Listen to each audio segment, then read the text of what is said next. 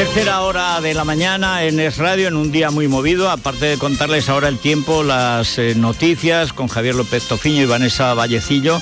Después tendremos a partir de las 9 a la defensora del pueblo, a Soledad Becerril, como invitada para que nos cuente las conclusiones del último informe del defensor del pueblo sobre la impunidad de la ETA, la colaboración de las editoriales, todas, en el blanqueo de la actividad criminal de la banda y la impunidad absoluta de casi la mitad de los asesinatos que la justicia española no ha querido, no ha podido, o a los gobiernos no les ha dado la gana llevar ante los tribunales. Es un informe absolutamente estremecedor, porque es que encima aquellas víctimas cuyo caso no ha sido llevado a los tribunales no tienen el derecho a indemnización de las que sí se ha llevado su caso ante los tribunales.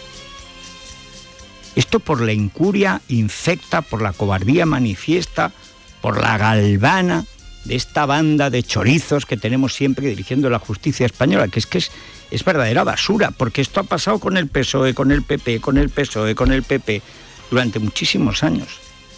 Pero, en fin, y luego a las 10:15 llega la madre de Alaska a presentarnos sus memorias, que es un libro apasionante.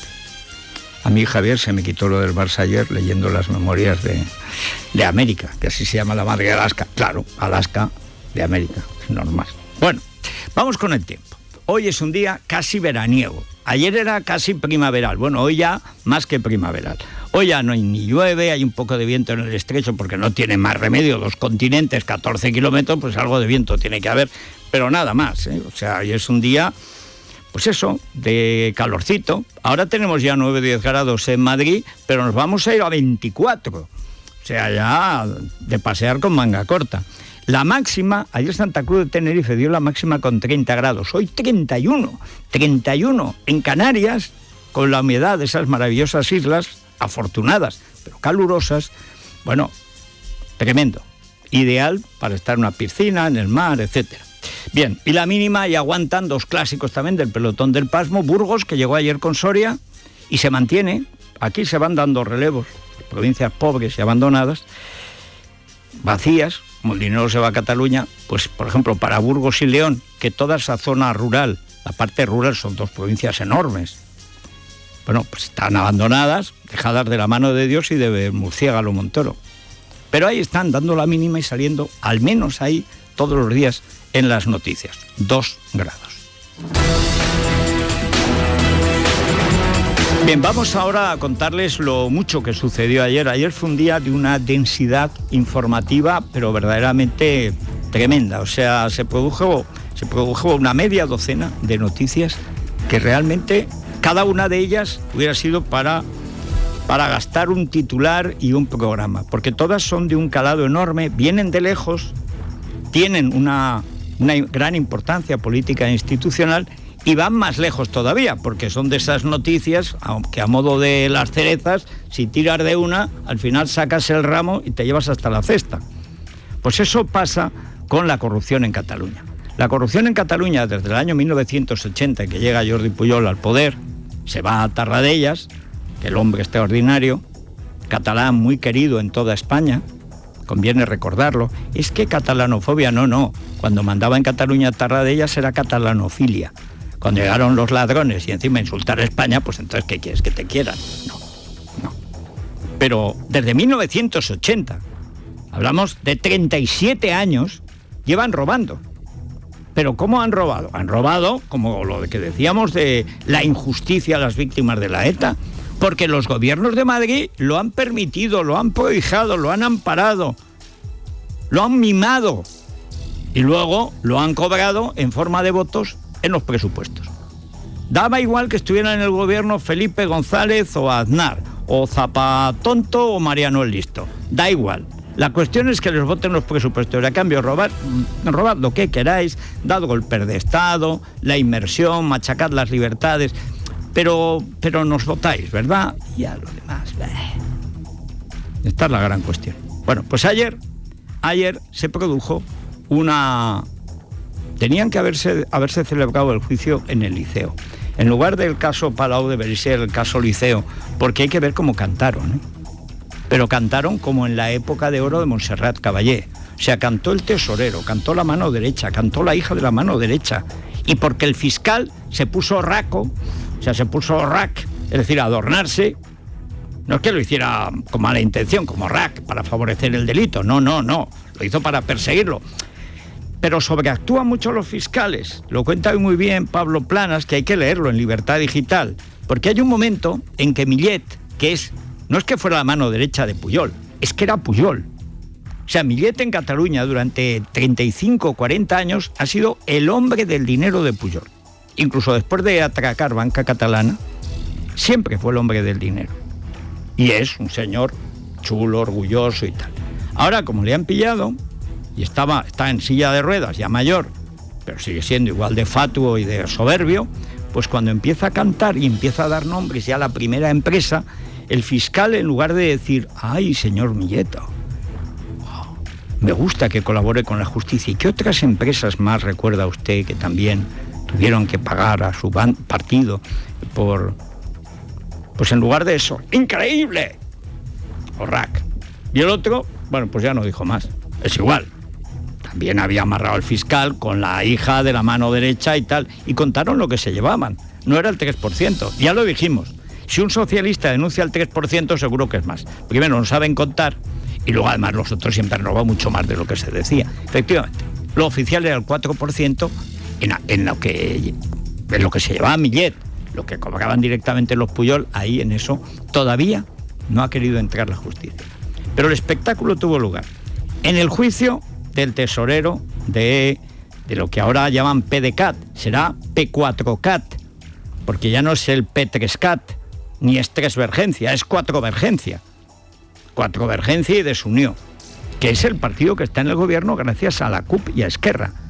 O sea, el partido ayer en el banquillo está en el gobierno de Cataluña con la Esquerra Republicana, que son Juntos por el Sí, señor Conde, de Godó, que es el que hace esa coalición, y apoyados por la CUP, o sea, los antisistema apoyando el sistema más corrupto de Europa Occidental y Oriental. Bueno, al mismo tiempo en el Parlamento, Arrimadas, que está otra vez floreciendo, le sacó la foto y dice, hombre, hoy no van ustedes a acompañar a la cúpula a los tribunales. Pero hombre, hoy es un día especial y saca las 2 fotos. Con más. Vamos a ver más por dónde sale ahora, porque claro, más queda de guano hasta por encima de la coronilla. Pero es que Cocomocho es del partido de Mas y de Pujol, y la financiación es del partido. Y ha saltado otra noticia de que el propio Hereu, Pujol Ferrusola, directamente avaló 2 millones de euros de una campaña de convergencia en el año 2000. Y además que iban con un helicóptero a Andorra. Yo creo que en el helicóptero, ¿para qué bajar? Tiraban ya los enormes paquetes de euros, los tiraban con paracaídas. Que seguro que los tiene grabados la NASA. O esa actividad tan extraña en el espacio exterior, eso. A lo mejor están en un cohete dando vueltas y en un momento caerán a la Tierra y ahí lo recogen porque han robado tanto. 37 años robando, protegidos por todo el mundo, pues imagínense, es una fortuna inmensa. O sea, con eso prácticamente África, si no tuviera corrupción, salía de pobre. Pero en Cataluña ni un euro ha dejado, ¿eh? Son patriotas del exterior. Bueno, vamos con lo que aparece hoy, porque ayer habló titular. Hoy habla la mano derecha, aunque ayer su hija ya adelantó, entre lagrimitas, que la pobre, bueno, pues que claro, como su padre robaba y es su padre, claro. Una no sabía porque estaba enamorada, esta es que era su padre, claro. O sea, todo muy bien. Jordi Montul declara hoy en el juicio por el saqueo del Palau. Ratificará lo dicho por su hija, que ayer explicaba con todo detalle cómo llegaba el dinero de Ferrovial a Convergencia, en efectivo a través de la Fundación Trias Fargas y con factura. Gemma Montul dijo que Millet lo controlaba todo y que ni ella ni su padre tenían poder. El acuerdo de los Montul con la Fiscalía ha sido clave para el cambio de estrategia de Millet, que ayer confesaba. Ferrovial hacía donaciones para que el dinero fuera a Convergencia a cambio de obra pública que Convergencia le daba. Yo esto no lo dije en mi confesión, pero esta es la verdad. El 2,5% para la Convergencia y el 1,5%, del cual un 1 era para mí y medio para Montoya. Si mi padre no hubiera sido mi padre, solo mi jefe, supongo que no me lo hubiera explicado, pero ciertas irregularidades las realizó quien además era mi padre. Bueno, es mi padre, claro, perdón. No, perdonada, pero vais a devolver el dinero. Porque aquí el dinero no lo devuelve nadie. Los urdangarinos están absueltos de la penosa costumbre de devolver lo robado. Pues, claro, o sea, ¿esto dónde se ha visto? Por supuesto, la Pantoja lo tuvo que devolver y se tiró 1 año y medio en la cárcel. Y era 1 millón de euros del marido. Y aunque salió en la tele diciendo, yo no sabía, yo estaba enamorada. Esto último quizá no era muy verosímil, pero bueno, y a lo mejor lo primero tampoco, pero 1 millón de euros del marido. 1 año y medio en la cárcel, medio año, sin poder cantar siquiera, ni siquiera como ayer, nada. 1 millón de euros. ¿Y esto es cuánto? Miles de millones de euros. Miles de millones de euros. Durante 37 años, protegidos, por supuesto, naturalmente por el gobierno de Madrid, que es muy malo, pero siempre mira hacia otro lado cuando se trataba de la banda de Ali Pujol. ¿Qué sucede? Bueno, pues sucede que ayer en el Parlamento, a la misma hora en que empezaba a declarar, pues Ciudadanos, o sea, Inés Arrimadas, que además se sienta encima de Coco Mocho, empezó a sacarle las fotos y veías a Coco Mocho encogerse debajo de la vileda, de la fregona esa que lleva en la cabeza.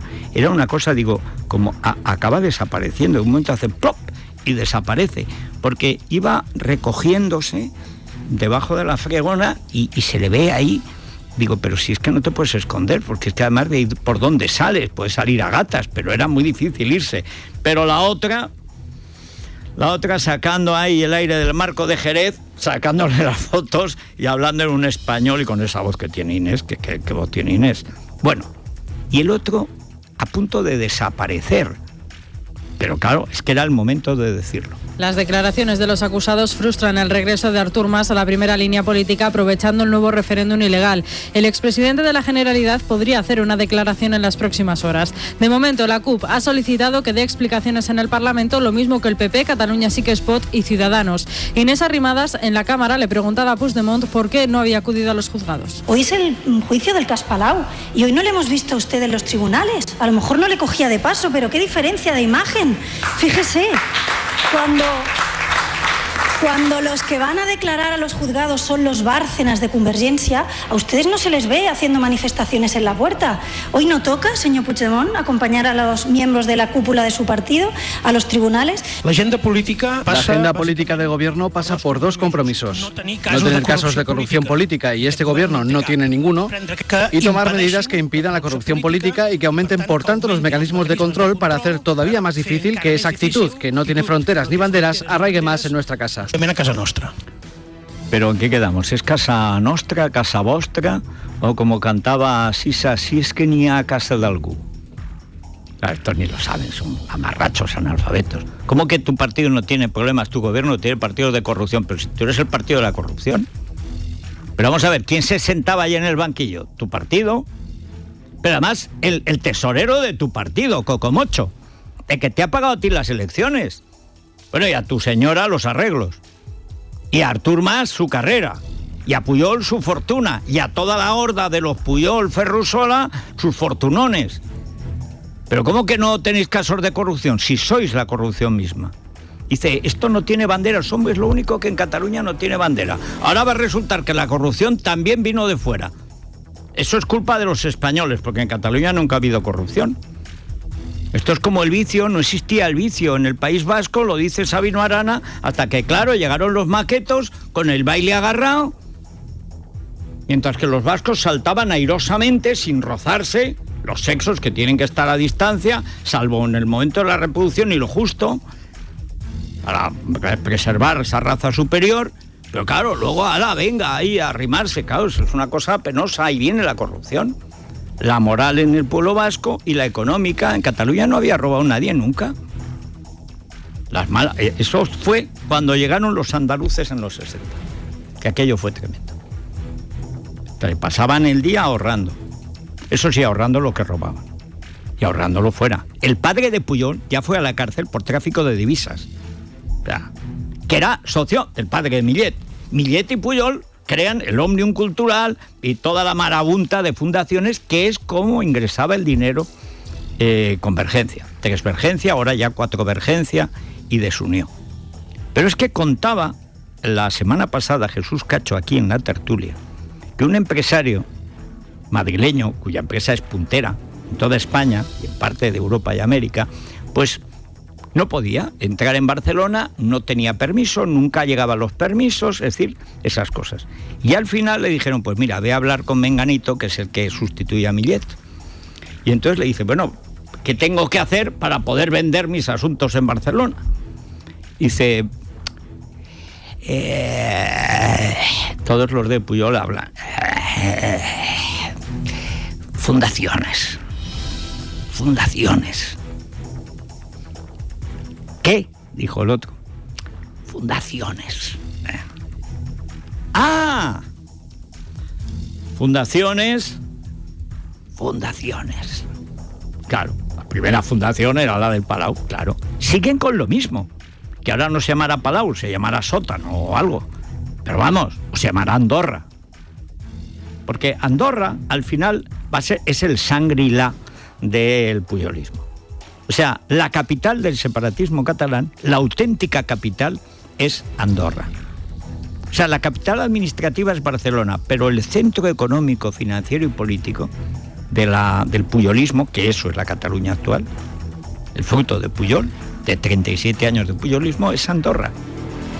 Y siguen llegando noticias sobre la actividad económica de los de Andorra, que son los Pujol, donde tenían hasta su propia bruja, la bruja Belina, que ha huido a Lugo después de que le pasó un huevo a Jordi Pujol, y entonces, para quitarle, pues no sé, algo que tenía malo, a lo mejor una comisión, y entonces lo ha contado la bruja, cascó el huevo y salió la yema negra.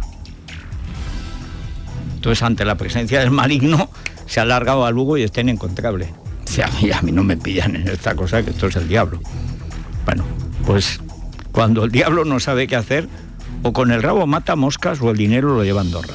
Jordi Pujol Ferrusola avaló con 2 millones procedentes de sus cuentas de Andorra la campaña de Convergencia y Unió para las generales en el año 2000. Según publica OK Diario, el partido recurrió a este sistema después de que las 4 sociedades implicadas en el caso Palau no lograsen conseguir los créditos bancarios para financiar la campaña que encabezaba Xavier Trias. La UDEF sospecha que el clan Pujol utilizaba los helicópteros de la Generalidad para trasladarse a Andorra, donde guardaban parte de su dinero. La policía también pide al juez de la Audiencia Nacional, José de la Mata, que investigue un supuesto préstamo ficticio de 900.000 euros que el propietario de la empresa de helicópteros CAT, Jorge Barrigón, hizo a Josep Pujol. Bien, vamos ahora con la corrupción del PP. La corrupción del PP, del PSOE, de Convergencia, Tresvergencia, Cuatrovergencia, etcétera, más por supuesto la Podemita, pasa siempre por la corrupción de la justicia. Porque la ley está en un papel, pero el juez, que es el que la tiene que aplicar e interpretar, porque aquí se interpreta mucho la ley, los jueces deberían aplicarla sin más, pero no, la interpretan. Los carmenos, además, creativamente, quiero decir, a su favor. Pero, en fin, la corrupción de verdad es corromper la ley. Cuando la ley no es igual para todos, esa es la corrupción. ¿Y qué es la máxima corrupción? Pues corromper los altos tribunales. O sea, si tú corrompes a un juez, bueno, pues a lo mejor ese juez tiene deudas de juego y tú eres el primo de un camello o tienes una sauna ilegal o yo qué sé. Y entonces el juez acepta un soborno y ya está. Bueno, pues se queda en ese caso. Pero si tú corrompes el Supremo, el Consejo del Poder Judicial y el Tribunal Constitucional, entonces has corrompido toda la justicia. Porque los nombramientos de jueces pasan por la corrupción.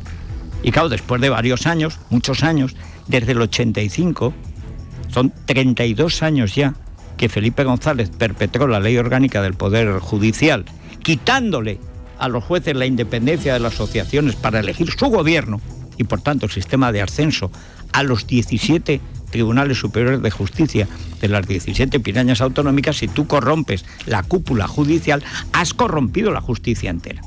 Luego hay muchos jueces y fiscales absolutamente honrados y gente que trabaja mucho y tal, pero la cabeza, como la del pescado, está podrida porque está politizada. Y Soraya, ¿cómo no? Soraya, la del diálogo, la que en vez de perseguir el delito de sedición en Cataluña va a dialogar con los golpistas, pues naturalmente dialoga. ¿Con quién dirán ustedes? ¿Con los del PSOE para mejorar su situación? No. Llama a su ollero, al candidato para el Constitucional, que a cambio de que ellos apoyaran a Conde Pumpido, los del PSOE apoyaban a Ollero, pero naturalmente el PSOE, que siempre hace con el PP lo que quiere, pues ha convencido a Soraya de que ya que ha votado al suyo, ahora no hay que votar al del PP.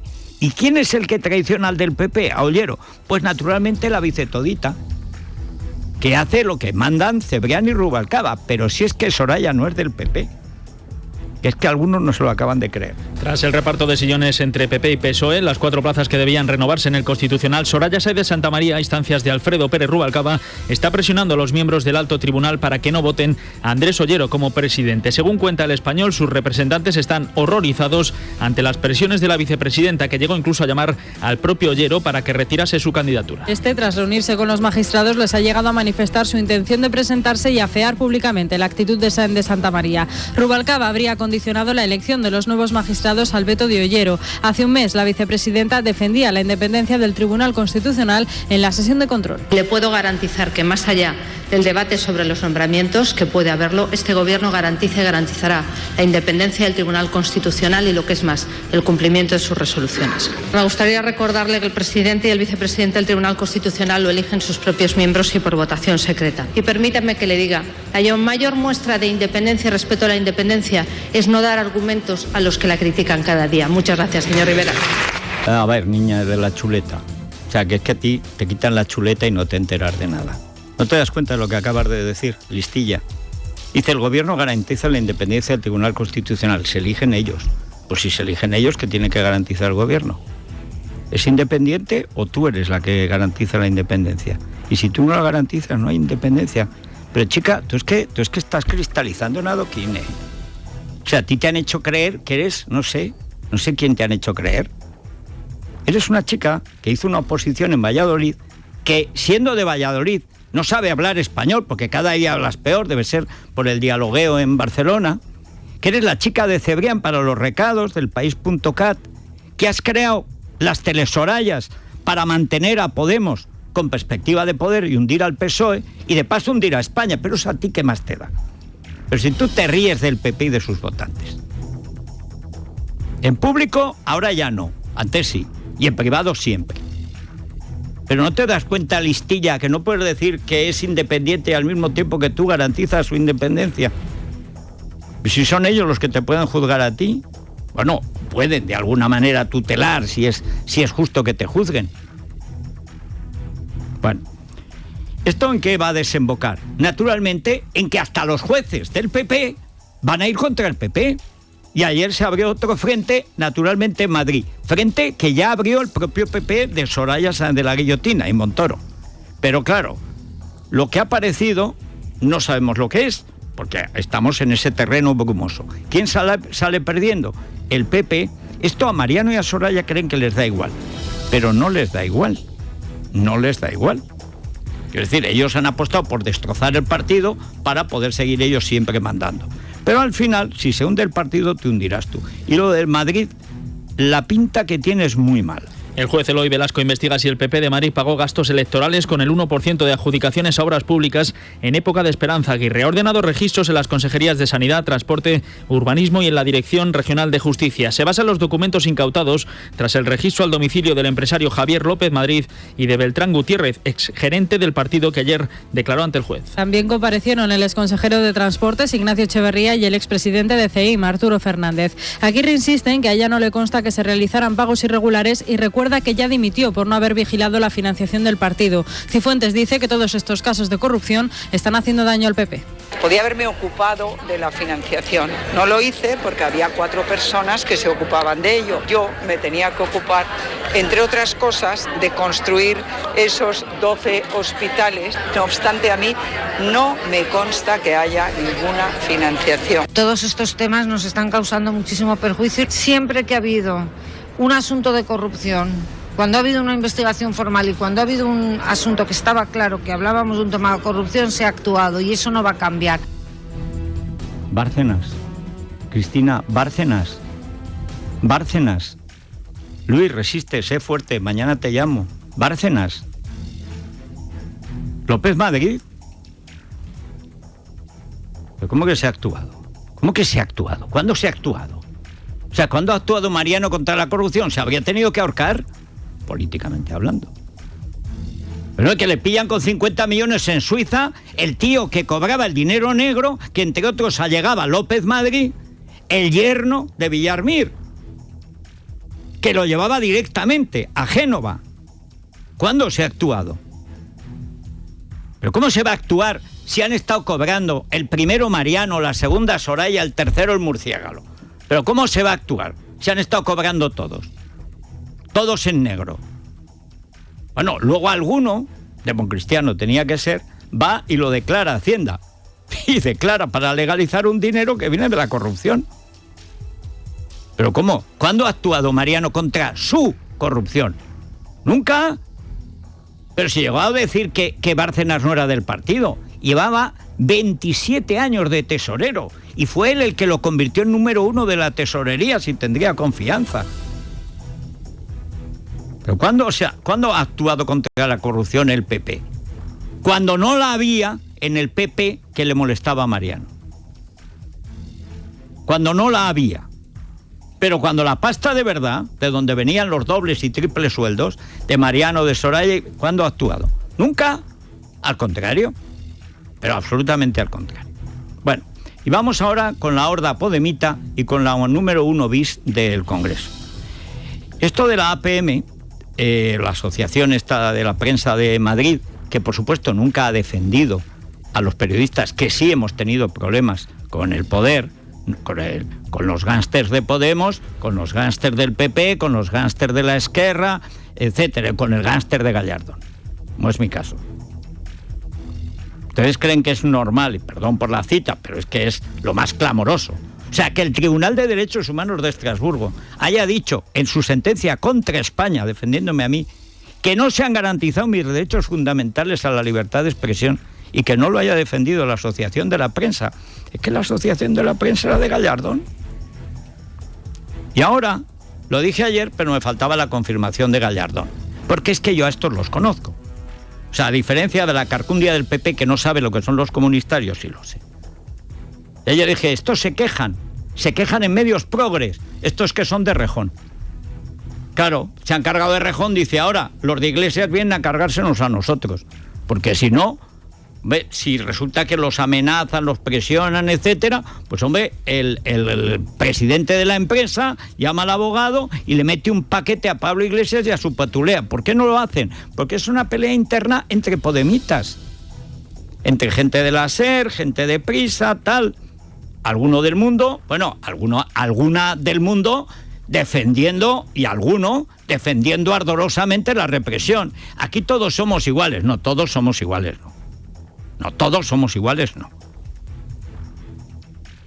O sea, los de Podemos son peores. Pero son de Podemos. Pero claro, los de Podemos de Rejón ven que... Dice, hombre, si a este le han clavado un piolet, a mí me guillotinan. Y claro, montan la cosa de la denuncia sin dar el nombre y apellidos. Unos periodistas. Estamos para dar la cara defendiendo a la gente corriente que no puede dar la cara frente al poder. Van a tener que ir a las ruedas de prensa con capucha.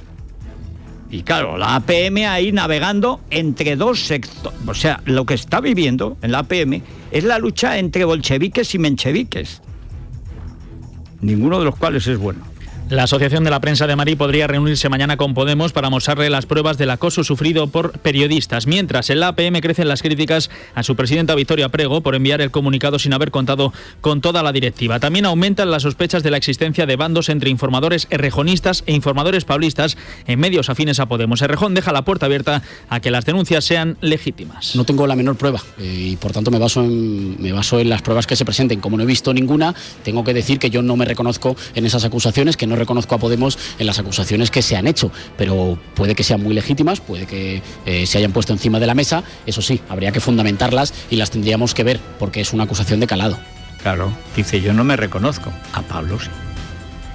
Pablo es que amenaza públicamente, se burla de los periodistas, de los que siguen servilmente a veces a Podemos. Curiosamente, al único que respeta a Pablo es a la Fuerza, porque eso lo entiende. O sea, con Míriam Muro no se ha atrevido nunca. Es más, le da la primera la palabra. Pero cuando llegan a Romero, le dice, ay, qué abrigo de pieles llevas, Ana. Pero cuando llega el del Carvajal del Mundo, le dice, bueno, el epistemólogo. Se burla de él en público. Y claro, Errejón dice, yo no me reconozco en eso. Coleta Borroca sí que es malísimo. Pero cuando era tu jefe era maravilloso, ¿no? Bueno, ahora vamos con la maravilla de las maravillas, que es la número 1 bis de Podemos. Ayer Irene Montero descubrió una conspiración tremenda. La mafia del canapé. Vean ustedes, ¿cómo que la mafia del canapé? Bueno, se lo contamos. Irene Montero afirma sin pruebas que existe una mafia del canapé en la justicia. Según la portavoz de Podemos, se trataría de una red organizada que pondría a los cargos judiciales en contacto con empresarios y políticos durante la celebración de diversos actos sociales. El ministro de Justicia, Rafael Catalá, le respondía en el Congreso. ¿Le consta a usted la existencia de la llamada mafia del canapé? Señoría, yo sigo sin saber qué es la trama del canapé. Lo que sí sé es lo que son 5.500 jueces independientes trabajando cada día, 2.400 fiscales haciendo su trabajo con total autonomía. Creía que iban ustedes a venir aquí a hacernos alguna propuesta de mejora de la justicia. Yo pensaba que íbamos a hablar de qué hay que hacer para no tener becas black, qué íbamos a hacer para no tener contratados en negro sin dar de alta en la seguridad social, cómo íbamos a hacer para no especular con la vivienda pública. Pero vamos a ver, ¿habéis hecho algo contra el dinero negro con que paga en la tuerca, el tuercas, a los que van a su programa? Donde, por cierto, él iba de reportera a Pitita. Decía, aquí en el Soviet de la Complu, y le preguntaba al Mindundi que estaba por allí, ¿y has visto a Pablo? ¿Qué te parecen sus miradas lujuriosas? Decía, esto es Pitita, Rita Maestre, que empieza como reportera. Pavlenin tiene un programa financiado por Irán. La tuerca lo ha pagado Irán.